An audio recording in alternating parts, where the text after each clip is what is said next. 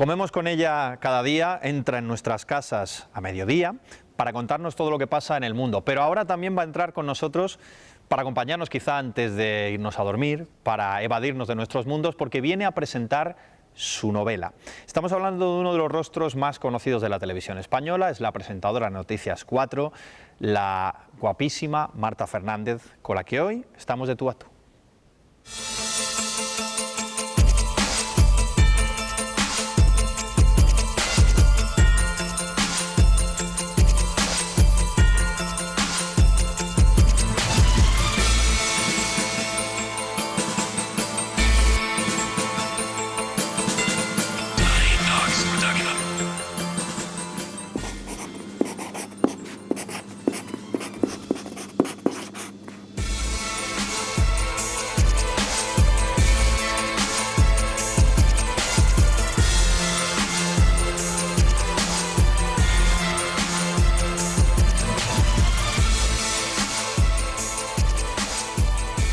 Hola a todos, bienvenidos una noche más a De Tú a Tú. Aquí, en nuestra segunda casa, en este gran Teatro Liceo, en este escenario tan familiar para nosotros y tan especial. Bueno, hoy ya les contaba algo esta semana, ya les dejaba caer que íbamos a tener una presencia ilustre aquí, una grandísima profesional que nos va a contar muchas cosas. Nos tiene que hablar de su libro, un libro además especial por distintos motivos, que ahora hablaremos con ella, pero también tenemos que aprovechar que aquí está para saber un poquito más de su vida profesional, aunque la hayamos visto ya mucho, pero claro, Marta, es que no es lo mismo verte desde fuera, verte desde casa, que verte aquí tan cerca, ¿eh? Bienvenida. Bien hallado, Alberto, yo encantada también de estar con vosotros aquí en este teatro. No es lo mismo porque los presentadores de informativos siempre tenemos este halo de tremenda seriedad, lógica, porque contamos cosas muy serias, porque contamos grandes desgracias y porque contamos todo esto que nos está pasando en el país y estamos siempre detrás de nuestra trinchera de la noticia, ¿no? Y entonces luego parece que cuando uno sale de esa trinchera primero tiene piernas, después a veces se ríe y después a veces escribe libros, ¿no? Entonces no eres tan seria. Yo soy una mujer muy seria y me tomo muy en serio el sentido del humor, que creo que es una de las esencias de la vida. Soy seria cuando tengo que serlo y eso es pocas veces. Que a veces tiene que costar, ¿no? Mantener esa seriedad. Es verdad que el entorno, el contexto, lo decías tú, es diferente, ¿no? Pero sí, es completamente distinto. Yo creo, cuando uno está contando las noticias, porque a mí me gusta contarlas, está muy bien hacerlo desde la seriedad, pero creo que hay algo interesante en ser una Sherezade de la información y en contar la información y en contársela como se la cuentas a un familiar o a un amigo y desde un tono coloquial. Creo que a veces corremos el riesgo de embararnos demasiado en la seriedad y que por eso se agradece mucho un lenguaje coloquial, un lenguaje abierto, un lenguaje en el que lo mismo hay un cultismo que hay un giro más natural y más de la calle. Así que creo que más que seriedad lo que hay que tener es profesionalidad para contar la noticia y luego la ironía siempre se agradece. ¿Y en tu libro qué sale? ¿La Marta seria, la irónica, la divertida? Yo creo que en el libro sale primero la Marta de las gafas, que es la que se pone las gafas y se pone a escribir. Es un libro que tiene bastante ironía, que tiene en algunas ocasiones mala baba periodística, que tiene también, bueno, pues algo de poesía y que tiene algo de esa Marta cerebral y analítica de las cosas, ¿no? En todo caso, yo la pregunta que tenía pensada, y que yo creo que es una respuesta difícil, pero ahora lo vamos a ver, es, claro, te regalaré el mundo, es, claro, ¿qué mundo nos regalas?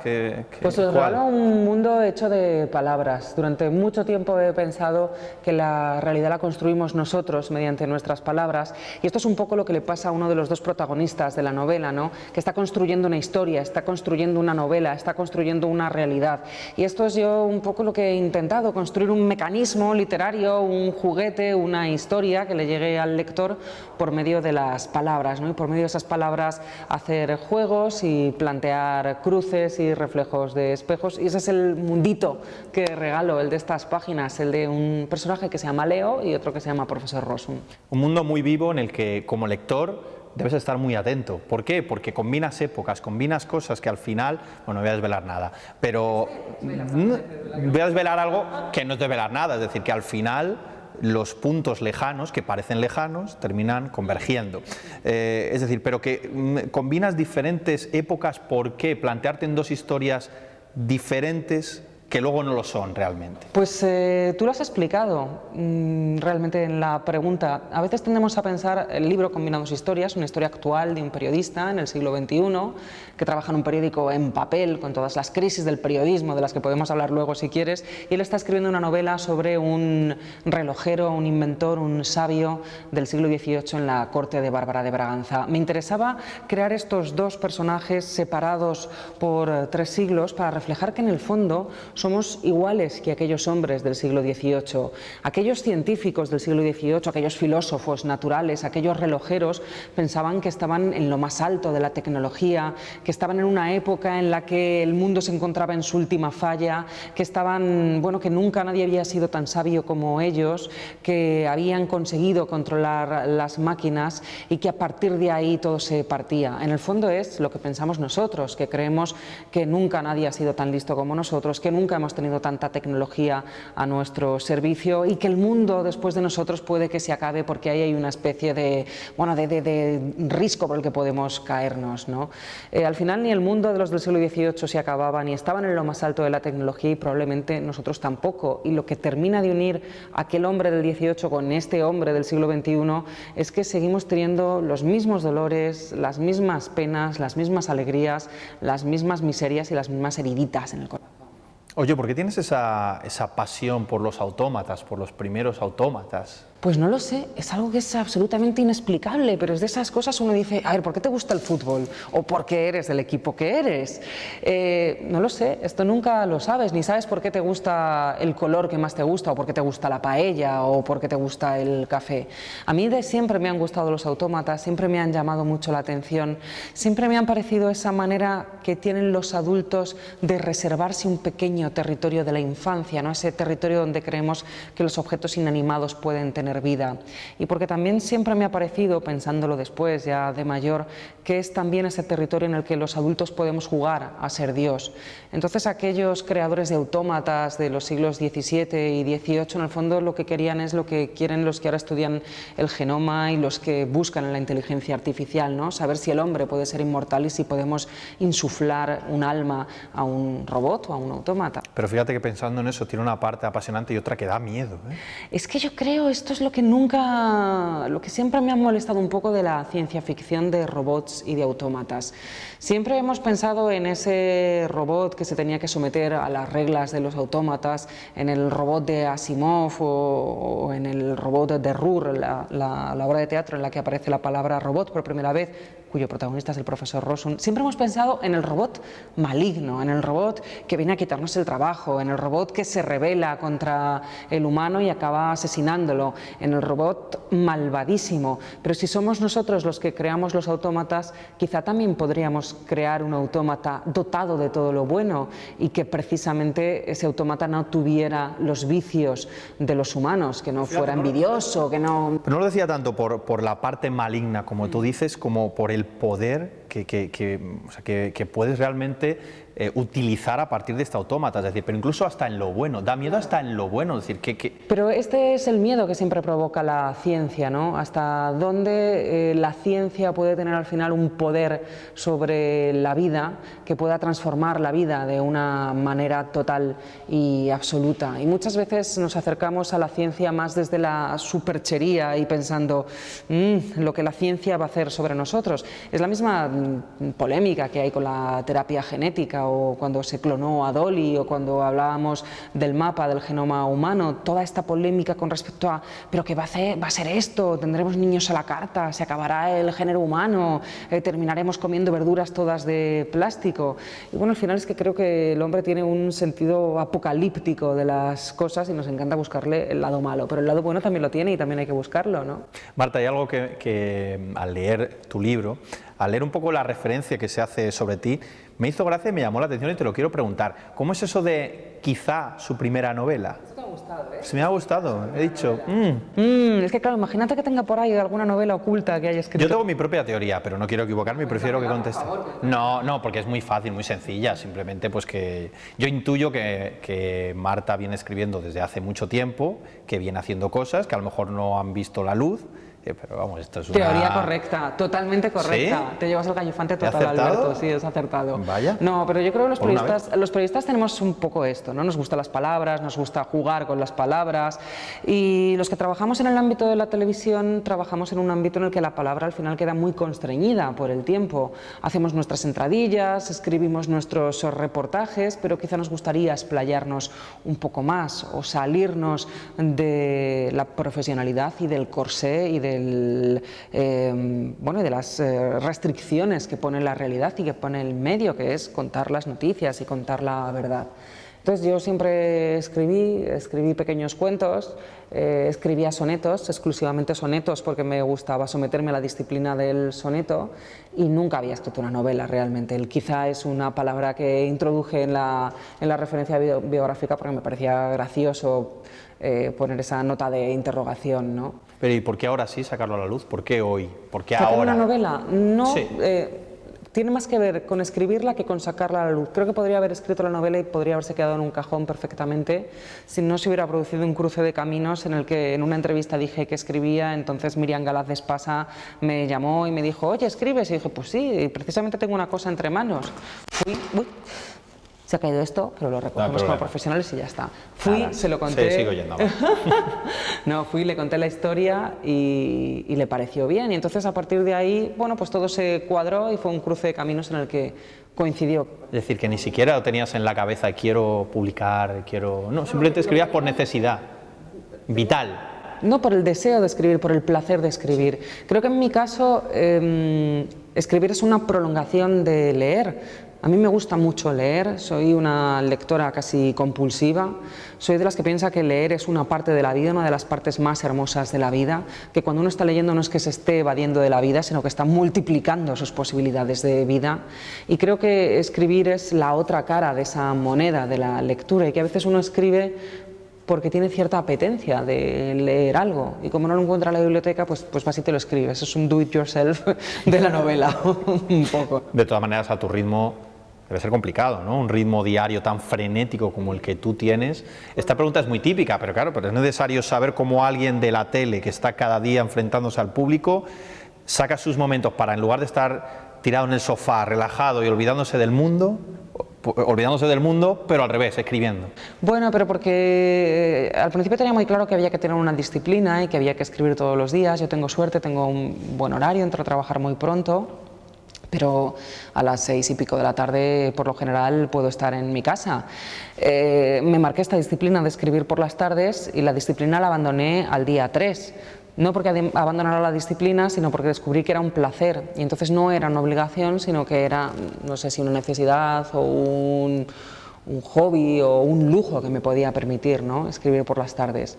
Y de hecho, cuando acabé la novela estuve evitando poner la última frase, que sabía perfectamente cuál era, porque no quería acabarla, y cuando me puse a corregir la novela estaría corrigiéndola todavía, porque había algo en esa relación con la escritura que me resultaba muy placentero. ¿Y ha sido duro entonces el después? Es decir, no quieres acabarla, tienes que acabarla, llega el momento, por narices lo tienes que hacer, claro. Y el después, ¿es un poco ese vacío o no? Es un poco extraño, creo que hay un cierto desapego posterior del autor de la novela, porque uno entrega aquella cosa con su gusanito metálico y sus hojas hechas en la fotocopiadora del barrio, en la tienda de fotocopias del barrio, que ha hecho en su ordenador portátil, ¿no? Y te encuentras con un libro encuadernado que dices: Dios mío, pues como si se hubiera hecho mayor, que es lo que le ha pasado a esta historia que yo escribí. No sé si ha sido difícil, ha sido extraño, pero como es extraño hablar del proceso creativo de una novela, ¿no?, o hablar de algo que en el fondo es muy personal y muy de meterse uno dentro de su concha.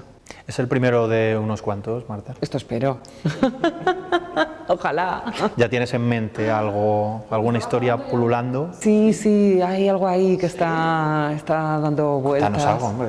No os puedo contar nada. Es una historia sobre imposturas y mentiras. ¿Mentiras? Sí. ¿Será verdad esto que te he dicho? Es que me dejas ahora... ¿Será en una época solo? ¿Mezclarás otra vez épocas? ¿Mezclarás historias? Tampoco hay que repetirse, o sea que ya no hay que mezclar historias, yo creo, ¿no? Puede No, ser en algo en más. esta novela era necesario mezclar historias porque era necesario poner el espejo de los dos lados, ¿no? del siglo XVIII y de la época actual, pero porque era necesario para hacer el mecanismo de esta novela. Luego cada una supongo que pide lo que quiere, Claro, ¿no? no, yo esto te preguntaba por irlo encargando ya, por irlo, claro, necesitaba saberlo un poco, algún detalle. Bueno, estamos la mar de gusto con Marta Fernández y enseguida vamos a volver y hablar un poquito también de su carrera profesional. Le vamos a preguntar alguna cosa y van a ser facilitas, van a ser facilitas, pues tú estarás acostumbrada a entrevistar, pero a ser entrevistada... Claro, es que bueno, ser entrevistado es muy también, distinto. también. No, pero es muy distinto, no tiene nada que ver. Sí, Sí, sí. ¿y qué te gusta más? Entrevistar. Sí. Ahora te hago yo unas preguntitas. ¿Sí? Ahora lo vamos a discutir, a la vuelta a ver quién gana. Hasta ahora. Bueno, continuamos de tú a tú con Marta Fernández, presentadora de Noticias 4, que ese es su gran cargo ahora mismo, o su principal... Como ministra o... Sí, oye, pues hoy en día no sé, te digo una cosa, no sé ahora mismo qué tendrá más prestigio, seguro que ser presentador de Noticias 4, no me cabe duda. Lo que viene del Congreso últimamente lo político no tiene mucho prestigio. No vienen cosas muy buenas. Han hecho ellos unas oposiciones para que tenga prestigio. Sin duda, y unas oposiciones muy masivas, ¿no? Yo creo que todo el mundo las consiguió, sí, y cada día la mejoran. Bueno, ¿cómo es llevar, Marta, cada día lo que pasa con el mundo? Esto que es, te lo he preguntado en 6-7 palabras, pero es muy grande preguntarte eso. Bueno, es una responsabilidad, uno siente una responsabilidad porque tiene que contar la información del día a día y porque además este país está como está y la información hay que contarla de una manera respetuosa con la información, con la actualidad, pero sobre todo con el espectador. Pero por otra parte, bueno, parecerá un tópico si digo que es apasionante y que es apasionante hacer información. No diré que es apasionante ahora, a mí me ha apasionado siempre, desde que empecé y siempre me ha gustado la actualidad. Entonces, claro, poder tener el privilegio de estar ahora a las 2:15 de la tarde contando la actualidad día a día es una suerte, no somos muchos los que podemos hacerlo y poder estar ahí escribiendo tus entradillas, viendo qué es lo que vas a contar en ese tiempo de televisión es una de las mejores profesiones del mundo, vamos. Yo no sé si decirte, bueno, no sé si decirte, no, lo voy a decir. Sí, sin duda. Sin duda. No, lo que pasa es que estaba mezclando términos. Te iba a decir que no sé si es exactamente como le pasa a los médicos. Es decir, yo a los médicos les pregunto, ¿os tenéis que vacunar fuera sentimientos? Y los presentadores de noticias también, porque lo que veis y lo que manejáis es muy duro. Ya, pero yo creo que es que no se puede huir de la realidad y que la realidad hay que contarla y hay que ponerla así y no hay que evadirse, hay que contarla tan cruda como es, porque luego cuando es ficción no nos espantamos de nada y esto a veces nos deja un poco anestesiados con la realidad. Entonces la realidad hay que servirla así, contarla, que el espectador la tenga, que no huya, y uno no puede huir de esto, y una vez se indigna, claro, y una vez sufre, y una vez lo pasa mal, y yo he pasado por muchas circunstancias de muchas narraciones en directo, me tocó narrar la caída de las Torres Gemelas, y recuerdo que estaba en directo cuando estalló el segundo avión, y estaba en directo cuando cayeron las dos torres, y estaba en directo en ese momento absolutamente angustioso en el que veías caer unos puntitos negros que eran personas que se tiraban. Es uno de los momentos más angustiosos que he vivido en un plato de televisión, pero estás ahí para contarlo y tienes que contarlo y el espectador tiene que verlo y querrá verlo y es tu labor hacerlo y no puedes cerrar los ojos. Entonces sí que es cierto que a lo mejor hay un chip en el cerebro. Algunos cámaras cuentan, por ejemplo, que para ellos el visor y el objetivo les pone una especie de, no de filtro, pero sí de anestesia que les permite hacer su trabajo porque no podrían hacerlo de otra manera. Bueno, la profesionalidad también es esto, ¿no? Plantarte y decir, tengo que hacerlo y lo hago. Claro, pero fíjate que por detrás yo me imagino que habrás vivido, a lo mejor cuando te llega esa primera imagen, visionas una primera imagen de algo, momentos incluso donde lo has pasado mal, donde has dicho, esto es durísimo, ¿no? Esas imágenes que decides no dar porque son de una dureza extrema. Recuerdo, por ejemplo, imágenes de la guerra de Chechenia que decidimos no dar porque eran de una brutalidad innecesaria y sabías que mostrando hasta cierto punto ya estabas mostrando la brutalidad de la guerra. Recuerdo, por ejemplo, cuando la riada del camping de Biescas, yo soy muy mayor y trabajo desde hace mucho tiempo, estaba en televisión española, hubo imágenes que decidimos no dar porque era absolutamente innecesario. O por ejemplo, ahora yo jamás daría las imágenes de las decapitaciones de periodistas por el ISIS, no las daría nunca, jamás. Y sin embargo están en YouTube. Entonces sí, hay veces que te tienes que plantear un límite, que es el límite de la decencia, pero esa misma decencia te indica que también tienes que contar dónde está la guerra, que tienes que contar qué es lo que pasa con el ébola en África y que tienes que contar dónde están los desmanes de nuestros políticos o las corrupciones y hacerlo de una forma imparcial, honrada, honesta y periodística. Te voy a acercar a un comentario que seguro que tú habrás vivido de otra manera. Un comentario muy de la calle, que yo reconozco que algún día que tengo un mal día, hasta yo lo digo. La típica persona que voy a quitar el informativo, si es que todos son penas, problemas, desgracias. ¿Intentarías convencer a la gente de que no lo hiciera? A mí este comentario me llama la atención porque nunca, jamás me ha sucedido querer dejar de ver un informativo o querer dejar de leer un periódico porque el país va mal o porque el mundo va mal, pero porque precisamente soy de las que piensan que para solucionar las cosas que van mal hay que tener cuantas más armas mejor, y la información es un arma, y la información es poder, y si dejamos que nos anestesien y cerramos los ojos a la realidad, estamos dejando que nos ganen la batalla. Entonces debemos saber qué es lo que está sucediendo, debemos saber qué es lo que pasa, porque solo así podremos combatirlo, solo así podremos ganar, solo así tendremos las armas intelectuales y reales para estar en el mundo y para saber cómo movernos. Así que lo que le diría a quien apaga el informativo es: si consiguen que apagues el informativo, te están anestesiando, están haciendo que digas aquel dicho de vinieron primero a coger a los judíos pero no me importó porque no era judío, vinieron luego a coger a las mujeres pero no me importó porque yo no era una mujer, vinieron luego a cogerme a mí, me llevaron, claro. Pues no dejes que te lleven, ni que lleven a tu vecino, ni que... Marta, te hemos visto en el programa de Ana Rosa, te hemos visto en las mañanas de 4. Esta pregunta es muy básica, pero ¿qué te gusta más?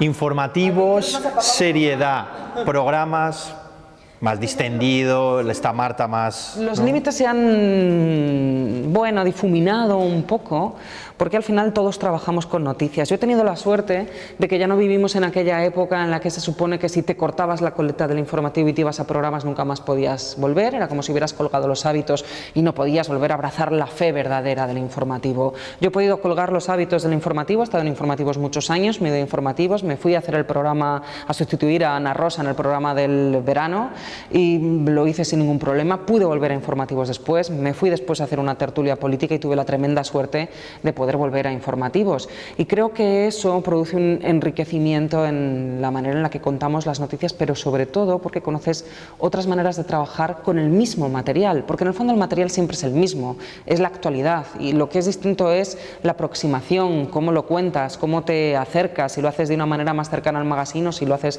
de una manera más cercana al informativo. Pero si uno ve ahora la televisión, ya no es como antes, ni los presentadores de informativos son tan hieráticos y tan absolutamente anorgásmicos con el mundo, ni en los magazines se habla solo de trivialidades, sino que se habla de política, se hacen grandísimas tertulias, van grandísimos periodistas, y en el fondo la tele es como la vida, que uno puede empezar por la mañana muy serio hablando de política y puede terminar por la noche hablando de fútbol.